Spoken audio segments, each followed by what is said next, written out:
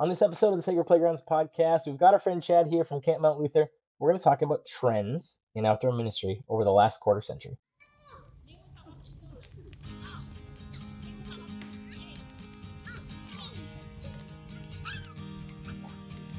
Welcome to the Sacred Playgrounds podcast, where we turn numbers into stories and data into insights.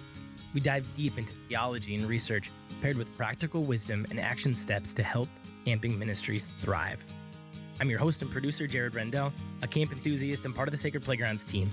This podcast features Dr. Jake Sorensen, a scholar, author, practitioner, and the founder of Sacred Playgrounds. Be sure to subscribe, submit a question to us to be featured on the podcast, and click that support button to help make these episodes happen. Find us on Facebook and Instagram at Sacred Playgrounds or at sacredplaygrounds.com. Wonder with us what God might have in store at your sacred playground.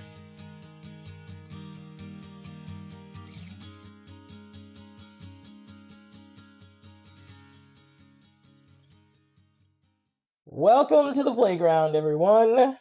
It's a little fuller here on the swings of the playground today because we've got a friend with us. Hi, Chad. Hello, how's everybody doing today? We're good, man. We're good. Hi, Jake. Hello, Jared. It's great to be with you and Chad today. Excited to dive in to the trends. The whole goal is that you guys will feel old and aged here because when you start using terms like quarter century, 25 years or so, the goal is to make you feel old. That's really why we're doing this today. That's our plan, everyone. We are going to talk about. Our friend Chad reached out. He's going to introduce himself in a second. We've known Chad for a while. Camp director. He'll let you know all about that. And he had actually initially reached out and said, I would be interested to hear. And in this case, well, we pulled in to talk about some of these trends in camp, right? We are, intentionally try to keep things relevant and helpful and actionable for the future. And part of the reality when you're doing research and gathering insights and things, you're wondering about what's happened, and you start to look back over time and say, what are the trends? And a lot of times, part of why this is valuable overall and why it's great you asked about this, Chad, is that we do so much. Directors, you do so much. You have got so much going on. Your list is long, and you're always thinking about the next thing. And it is just hard sometimes to step up and step back and go, pay attention to what has happened, to what has over a year last 6 months or a year or a decade. So we're going to do that a little bit today. So that's your chance, everybody, to take a breath, think about where you've come, think about your own story. Let's let you meet Chad first, though. Chad, why don't you go ahead and say hello, introduce yourself, let people know where you are, what you're doing, what your role is, how long you've been there, things like that. Hello, Chad Hershberger. I am the executive director at Camp Mount Luther in Central PA, and this is my 25th year as director, so that's why the quarter century thing is interesting to me, although I tell people that I started when I was 3 because I'm only 28, but that's not true. I know in a recent episode you both shared some of your camp stories. Mine is more similar to Jared's in that I started going to Mount Luther when I was 9 years old. I had a Sunday school teacher at my church who really encouraged it. That was the youngest age you could go at that time. That's a trend that has changed. And so I went and absolutely loved it and set my sights on, I wanted to be a counselor someday. And so went to camp as a camper as much as I could. I went for 9 summers. And the day after I graduated high school, I was in the car to go work at camp. Worked at camp for 5 summers before and during college and after college. Thought that my time at camp was done and went on to pursue some other things in my career. And interestingly enough, I got a job. My first job out of college was actually closer to camp than where I lived growing up. And was asked to be on the camp board and was on the camp board for about 5 years. And then when my predecessor resigned, I was encouraged to apply, and I did and got hired and have been there as director since January 1st, 2001. I started on 01/01/01. So this is my 25th year doing this, and still find a lot of value and love what I do, even though things have changed over these 25 years. Thanks, Chad. Yeah, you're right. Things have, which is the plan to talk about in this episode. So You saw the title. Here's what it says: Trending, Bending, or Ending Camp Trends Over the Past Quarter Century. So here's what we're gonna do, everyone. Here's the plan. We have some things that we're gonna talk about. We have these kind of areas of camp that we are gonna talk through. Chad and Jake are gonna just let us know what they've seen over these past 25 years in terms of these trends. What are some of the things that have changed? How have these areas of ministry shifted? And then they're gonna let us know what they think is gonna happen going forward. Are these things trending, meaning these trends are gonna continue?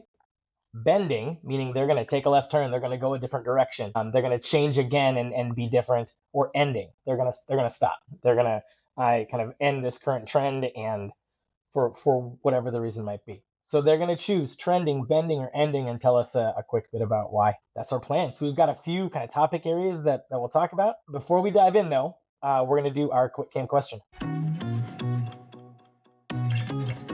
Quick Camp Question.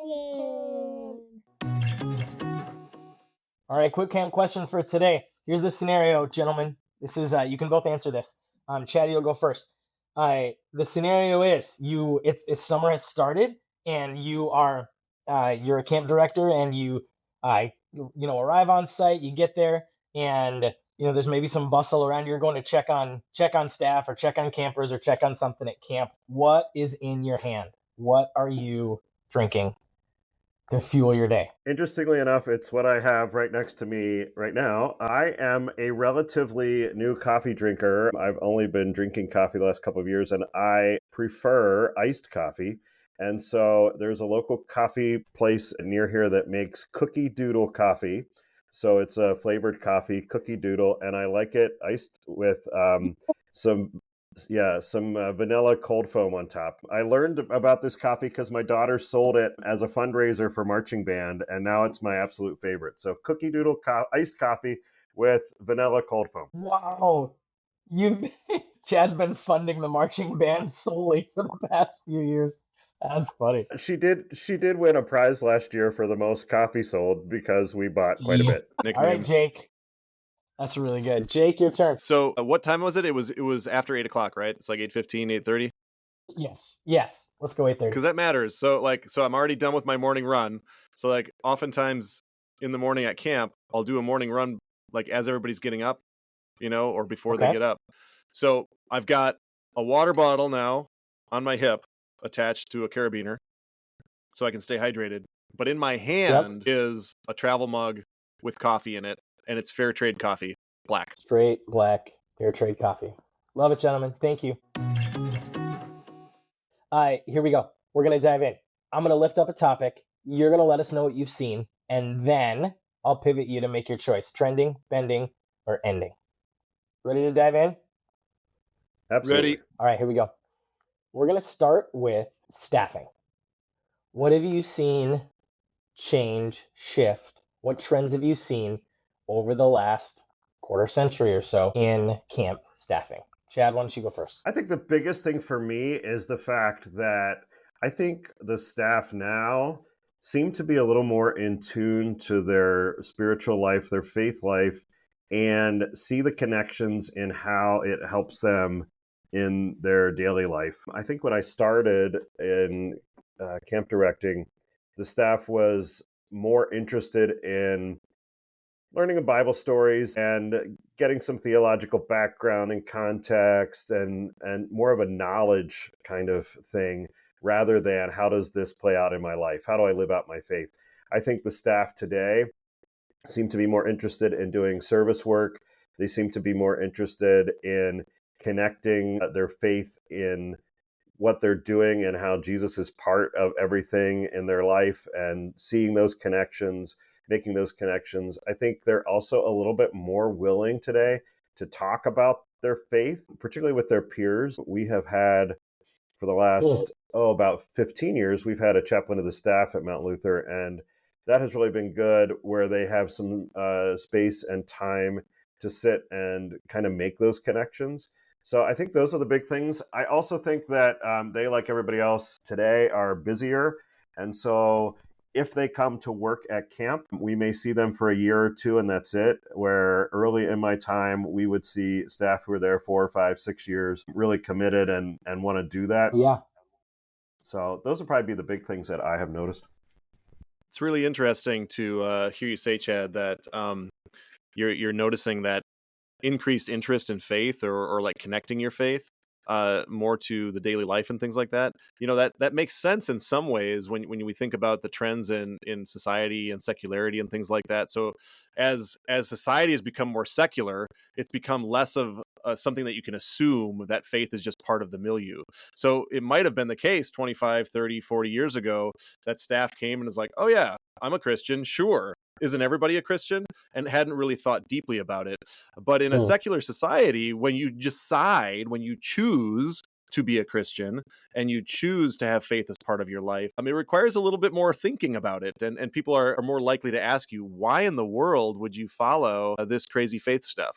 And so that's really interesting to hear you reflect on that you're seeing that among your summer staff. And I think that's an encouraging thing, actually. So that's really cool. I definitely will second your reflection about staff commitment and that being a little shaky or not able to commit to multiple summers, but not even the full summer. Right. We've seen that at a lot of camps too, where people say, can I come for a few weeks and not be here the whole summer? And so that's been a challenge that we've seen, especially in the last 10 years. And it seems to be getting more and more of a challenge. And so, I can definitely see what you're talking about there. Our context, we're even looking at, those that might be juniors and seniors in high school to be on summer staff, if not for the whole summer, just as a breeding ground to future staff work, because we're having trouble finding staff. And we have some qualified kids that could be with our younger kids at camp. And so that's sort of a trend too with staffing that I've noticed is we're getting a little more open to having some younger staff than we did in the past. Yeah. Yep. I think you're right. All right, guys. So the question now is, are these things, and if you break them out if you need to, but what we've seen in these trends in staffing, do you think these trends are trending, meaning they'll kind of continue the way that you've been talking about? Are they bending? Do you see a significant shift happening for one reason or another, or are they ending? Have they kind of gotten to this point and they're ending? Chad? I think they're going to continue, and I base that simply on, I think that young adults are going to cling to their faith in this world that we live in, which right now is so uncertain, and they need some grounding. I can tell you that after the election in November, some of our staff wanted to get together on Zoom to support one another and talk through the election, and that's the group they wanted to do it with. They wanted to do it with their fellow camp staff. They wanted to look at this from a faith-based lens. So I think this is going to continue. Yeah. I would say, I'm going to say this is a bending one from my perspective because of the changes in emerging adult culture, and it just seems to keep shifting based on the age cohort. And the age cohorts are kind of getting smaller. So every 5 or 10 years, we're seeing some shifts with these young adults. And that's really continued when we think back to the 70s, the 80s, the 90s. And there's these different shifts in young adults or emerging adult culture. And so I think it's just one of those things where we as camp people need to buckle in and see what's going on in the culture now. And so that's why I would call it a bending one. And it kind of goes back and forth. Thanks, guys. All right. Topic number 2. We're going to talk about parenting. We know that parents are this primary audience, really the audience that we're communicating to most, because these are the people who are clicking register, right? And they're having the conversations with their kids about, hey, is camp going to be on the list this summer? Is this going to be something that you're going to do? So this is obviously a key, constituent, a key group that we serve and impact. Talked about that, right? This camp isn't just about the impact of these campers. There's impact back home. There's impact to families. So we are connected with and affect and impact parents a lot. So talk to me about trends in parenting over the last 25 years. Well, I am the parent of campers, and I can tell you as the camp director, sometimes parents are what drives me the most crazy because of some of the no offense to any parents out there, because I'm one of them, but I think sometimes the breakdown is parents have expectations. We have expectations. Sometimes they don't match up. It gets frustrating to me often when some of those expectations aren't met because they haven't read the materials we have sent them, that kind of stuff. But I think what I have seen, the big thing is parents want to be involved in their kids' camp experience in the sense that they want to know what's going on, sort of this helicopter parent generation that has often been talked about. They want to see pictures. They want to be able to contact their kids. One of the reasons that I knew cell phones were being smuggled into camp by some senior high campers a number of years ago was because their mom posted on Facebook, "Hey, I heard from my kid. They're having a great time at camp." And I'm like, how did she hear from their kid? And that's how we found out, and then had to change some policies. But they want to make sure it is no longer the case like it was 25 years ago. I'm sending my kid to camp. This camp is reputable. Everything will be okay. The parents want to know that. They want to be kept informed. We've been working on parent communications and beefing those up for this coming summer because of that. So I think that's one of the big things. I also think that family schedules have changed a lot. There is just so much vying for kids' attention. And so trying to figure out, I've already heard from parents for this summer, we're trying to figure out what week we want them to come, but they have this going on, that going on. So that has changed too, that sometimes I have seen, a kid that, same with, we talked about with staffing, they'll come this year to Mount Luther. We might not see them for a year or two. They'll be back, but there's not that long-term commitment. I'm going every year, like I described when I was growing. Yeah. Yeah, I mean, 100%, Chad. I mean, he's there's no need to belabor this too much because he's seeing it in real time, and a lot of other camp directors are reporting the same thing, and we're seeing in the parent surveys that parents want more access. They are being more protective of their kids in the real world, and then I'll add the insight from Jonathan Haidt from The Anxious Generation and this overparenting style of they are being overprotective of their kids in the real world and underprotective of them in the virtual world. And so more and more, they're allowing their kids into these virtual spaces. They want them to be away from the virtual spaces. They say that. And so they value time when their kids are not on their devices, but they like being able to monitor their kids and know what's going on. And so that's this overprotective parenting. They want to be there. They want to know. They want updates. And that, in terms of trending, ending, or bending, I mean, it's pretty clear that this is a trend, that it is continuing to go on the upswing. And so there's more and more parents that are going to want communication with their kid during camp. They want to know what's going on. They want the pictures, more and more updates. That has been increasing, and we know that from our work with Sacred Playgrounds, just as Chad does from his work as a director. So I don't see that going away. The question becomes, okay, how do we respond? And that's kind of another topic, but certainly it's a trend, I would say. Chad, trending, bending, or ending? I would say trending as well. And I think that if anything, the pandemic heightened it. I think we were on this course, For sure, but the pandemic definitely heightened it. I think one of the things that has surprised me is how much the pandemic has affected stuff and how long it's been. We're 5 years out and we're still, I think there's a lot of stuff that's going on, particularly in camping, that are effects of that I would not have imagined in 2020 that we would be dealing with in 2025. And I think you just need to acknowledge it and say, hey, we need to deal with it. So I definitely think this is going to be a trending thing. And to add on to that, in 2025, the Trump presidency has added to this as well, and the anxiety and the wondering, are my kids going to be safe? And so there's a lot of fear, and there's a lot of stoking of that fear. And so there's going to be more and more of the parents concerned about what's happening with their children, who is with my children, that sort of thing, as they go off to camp. So it's on the trend for sure. All right. Here's where we're going to move next. We're going to talk about site and facilities. What have you seen change in terms of like our physical plant, our physical things at camp, our site, our facilities, and of course then, people's usage and expectations and things like that around those. Let's talk about site and facilities. Chad, go ahead. Well, we are currently building an almost $1 million building that speaks to this, so I'm going to tell you about it. We are building a new bathhouse for one of our two main villages, which are our living areas at Camp Mount Luther. It is a bathhouse that everybody has their own room when they go in. They have their own toilet, sink, and shower, and no longer stalls and no longer just partitions between showers, but they will have privacy when they go use the bathroom.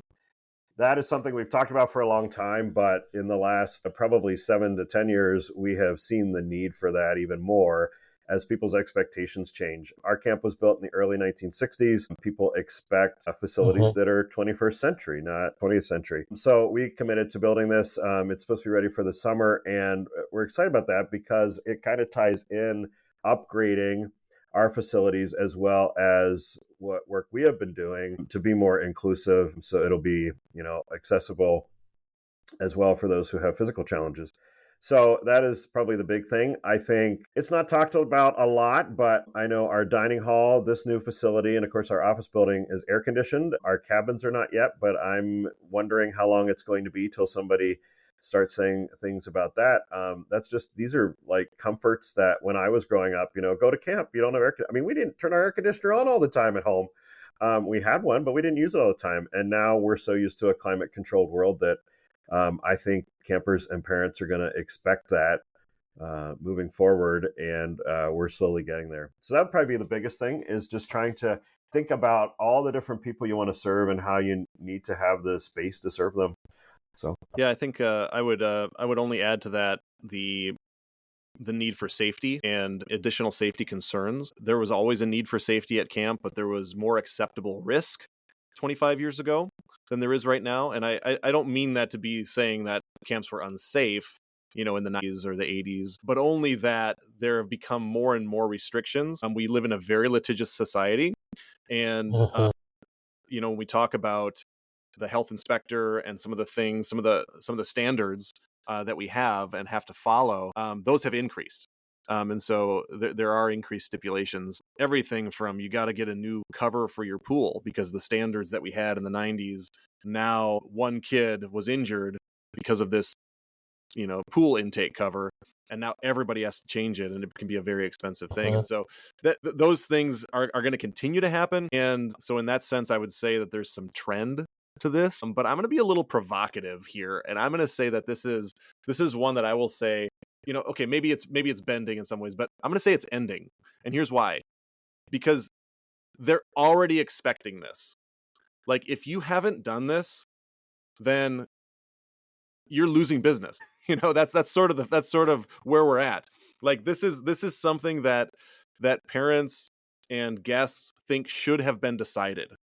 So if you're expecting them to come and just enjoy a rustic experience, there's a few people that are going to say, oh yeah, it's great, it's campy. Those are the people that are after nostalgia. This is already a decided factor in society that you need to have comfortable living quarters. You need to have individual stalls. You need to have these safety standards met. And if you think that, oh, it's just continuing to get worse and worse, and where is it going to end? It's like, it's already ended, and you're already 10 years in the past.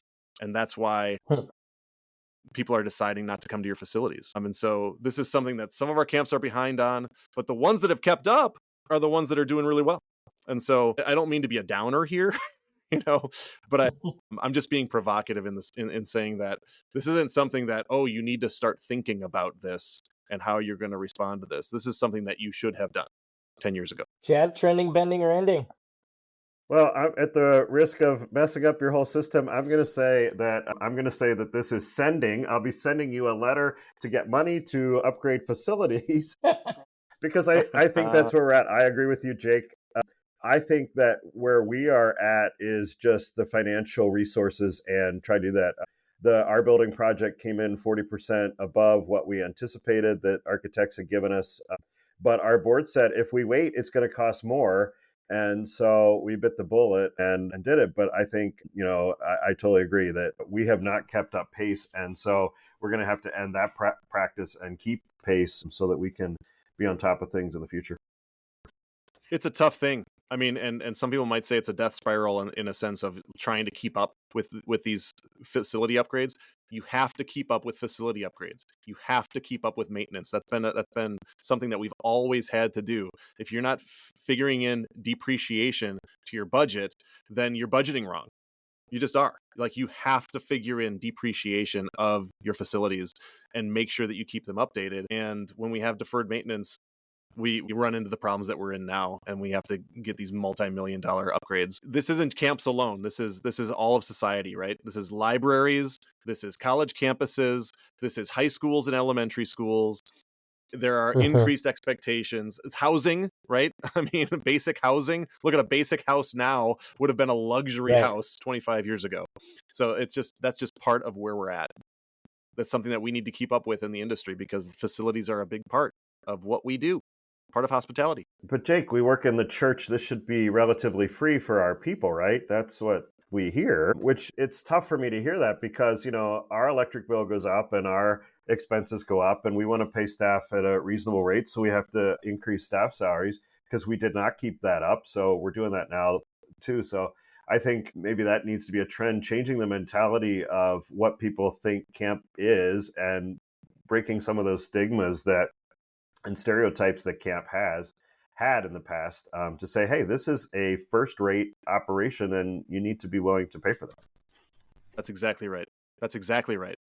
Pay for it in fees, but also this is, moving ahead here, but like in terms of a bonus trend, like there are people willing to give money to this. Camp is so valuable, and they want you to have a good facility. They want people to have a good experience. And we've got an entire generation of people with a tremendous amount of generational wealth that have grown up in the church, that are passionate about the church. They're the ones before people started leaving church, and they are sitting on a huge pile of generational wealth and are looking for places to give it. And your camp is one of those worthy places. And we need to have that mentality that this is worthy and this is important, and we don't have to apologize for needing great facilities. We can say this is where we're at, and we're gonna provide something that is incredibly beneficial for the people that come here and is also up to date. And we need your help to do it. And people will say, "Take my money," because the money is there. All right, guys. Let's move on to, this is something that we've talked about a handful here because it's a stat that keeps coming back. Let's talk about tech for a minute. We started to refer to this a little bit, in terms of the parenting and the connectivity and the communication there. But let's break that one open again a little bit. Let's talk about tech. What's changed in terms of the last 25 years and the technology, as it relates to and as it's connected to. Well, when I started, we had email, and that was about it. And of course, we didn't have personal devices, and I had a cell phone, but we did not have the connectivity that we do now electronically. It has been challenging, I think, for campers, particularly middle schoolers, to give that up for a week to come to camp. I had a case the other year where one girl was physically sick, and she told me it's because I'm away from my phone. I had another group of intermediate junior high girls that they were on me all week. Every time they're like, we want our phones, because they wanted to keep up their snap streaks and they wanted to do all that kind of stuff. I found an old rotary dial phone that we had at camp. Then I took it down to them at a mealtime and put it on their table, and I said, you want a phone? Here's a phone. And they didn't understand how to use a rotary dial phone, but like they missed that.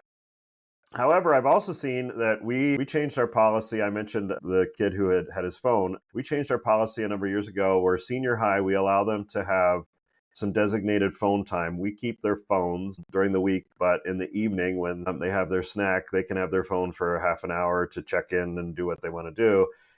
And we found, because we've given them that, a lot of them don't even want it. They know that it's accessible, it's not banned, and they just want to sit and talk with their friends, and they don't even get their phones. So we've only done that for senior high, but I think that might trend that we might have to do that for middle schoolers. So that's the big thing. And then, the other piece of that is we've had kids who, it was a senior high kid who texted their parents, said, come get me, I want to go home. The parents were on their way to camp before we even know that she had done that. And so that's challenging for us to navigate that because the parents are already on their way. We would have not let her do that. So I think those are the biggest trends that I have seen in the technology.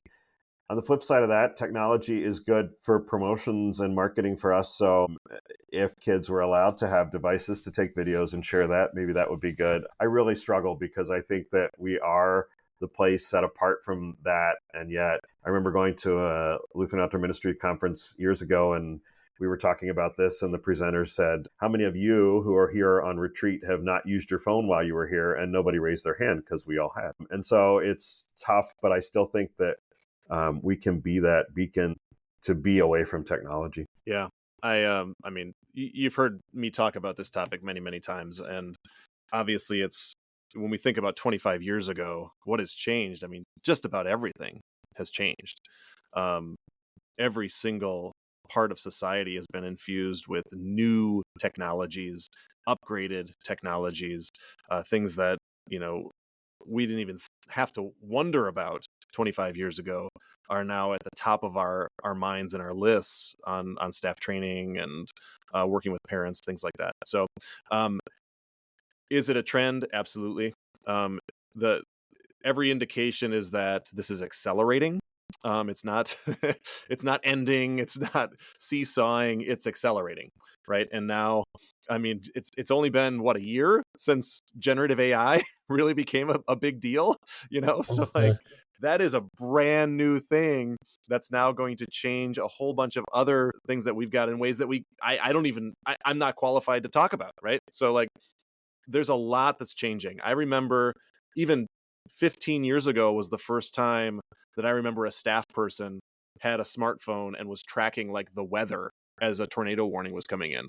And, like I had the weather radio, but they were like, look, I'm watching it right now. And they were trying to be meteorologists and tell us what we should do with the campers and move them to the storm shelter and all that. And it was just like, that was a new thing 10 or 15 years ago. And now everybody's got that in their pocket. So there's a lot of huge trends. And this is something that we need to stay on top of and keep wondering about.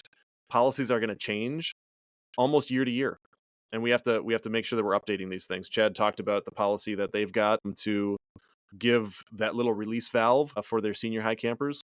Where I stand in terms of like technology and what the research is talking about in terms of let's provide spaces as best we can that are technology free, certainly social media free. And parents want that, and psychology experts, sociology experts are really emphasizing the need for tech free spaces, and camp is one of those last places in existence.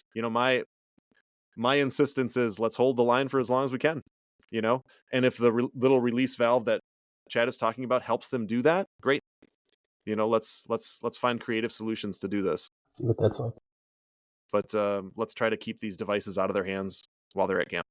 So you're seeing that as a trend, or maybe even a bend, not necessarily just going to take a big left turn, but just sort of that exponential, kind of. Yeah, I think that's right. Chad, what about you? Is this a trend? Is this a bend? Is this an end? I'm going to say bend. I would hope that we would get to a point in the not so distant future where parents would really buckle down and say it's valuable that kids go to camp and not have technology, and this is one of the reasons why we want you to go, and would use camp as that vehicle. Where it frustrates me sometimes is that at camp, our staff are allowed to have their phones, but we talk about discretion on when to use them, and using them in emergencies is appropriate, but they shouldn't be seen by kids.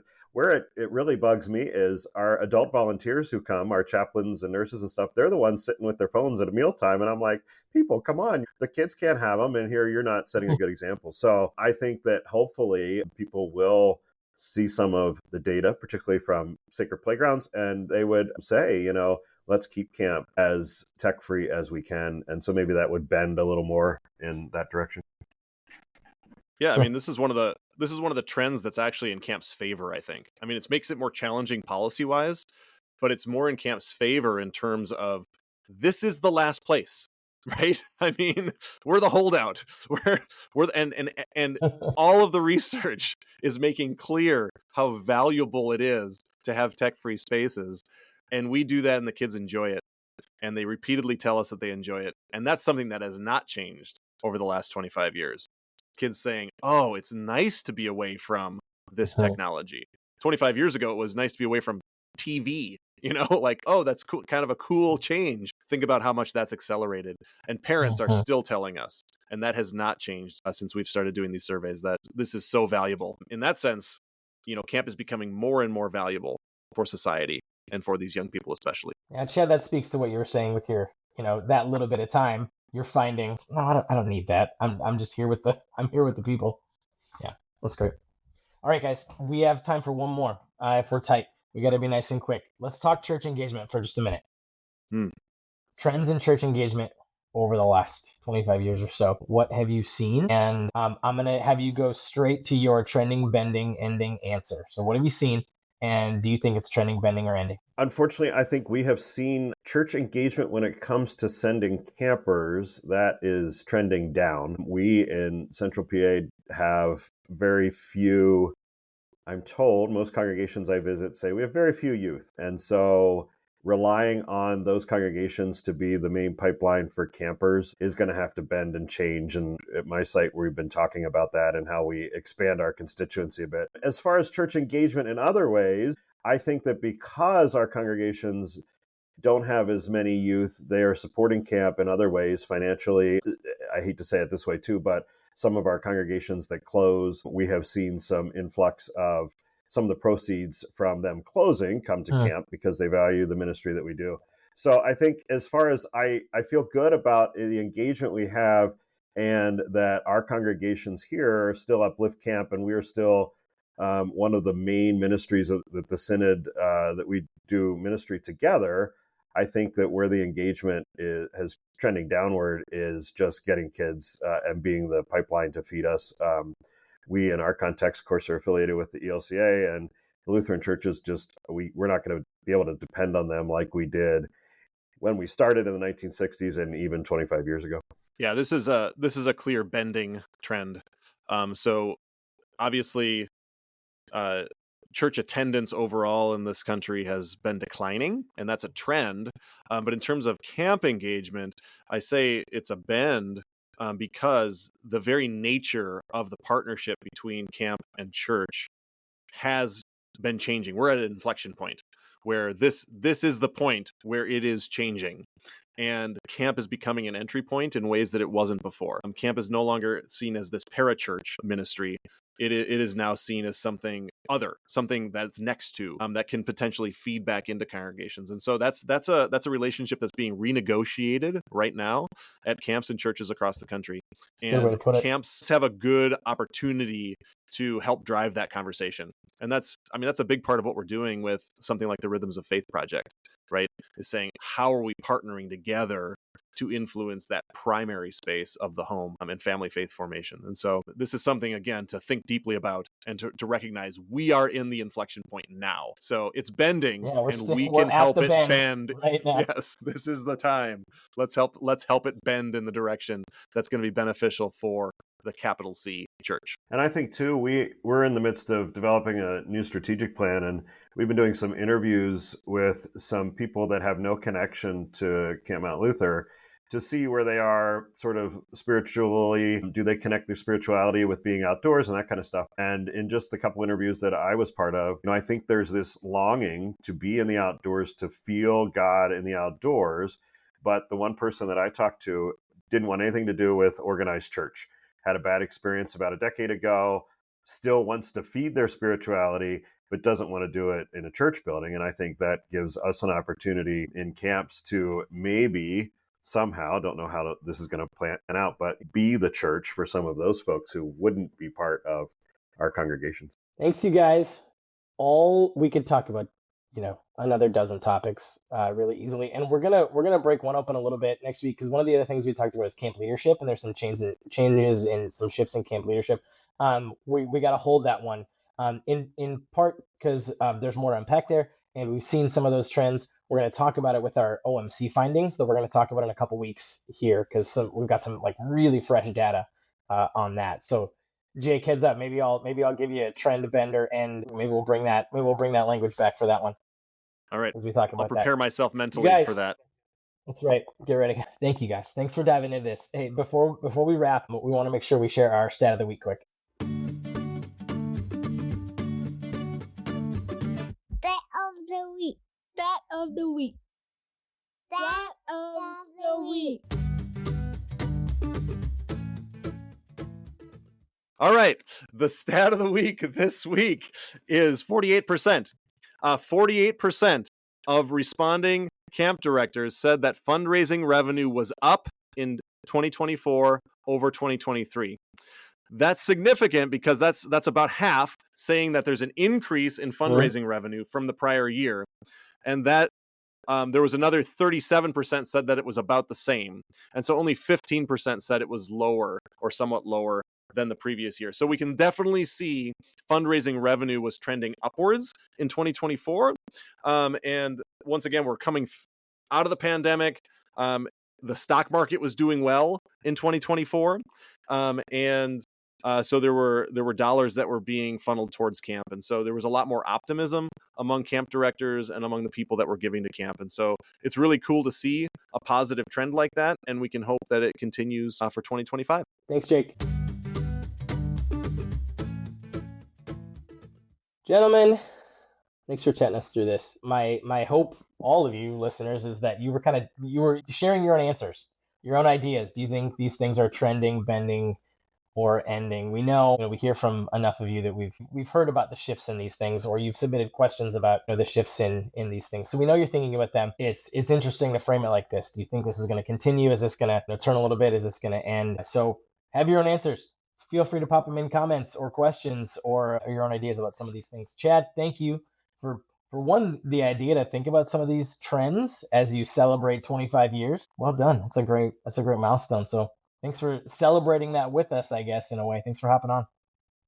Yeah, thanks for having me. And I would say to those who might be early in their tenure, one of the things that becoming one of the more experienced people in outdoor ministries, when some of these things come up and you deal with some things, you can look back and say, hey, we dealt with something like that before, and it's not as scary when you have some added insight because, oh yeah, well, there was a time when this budget dipped this time. We'll get through it. We did before. I think that's one good thing with my longevity, that when the pandemic hit, I knew that I missed the class on camp directing and camp director school because they didn't have that. But I also knew, we dealt with things like this before and we'll get through it. We did. Awesome. That's great wisdom. Awesome. It sure is. Thanks again, Chad. Thanks, Jake. And thanks, everybody, for listening to Sacred Playgrounds podcast. The 2025 edition of Holy Ground is available in the Sacred Playground store right now. This guide and devotional was written by camp staff for camp staff, with 12 fresh weeks of devotions for 2025, as well as updated front content and back content to support their journey all summer and beyond. If placing a resource in their hands is the best way to equip, encourage, and empower these important faith practices, then Holy Ground might be just right for you. Head to sacredplaygrounds.com/holyground and click the button to order your copies today.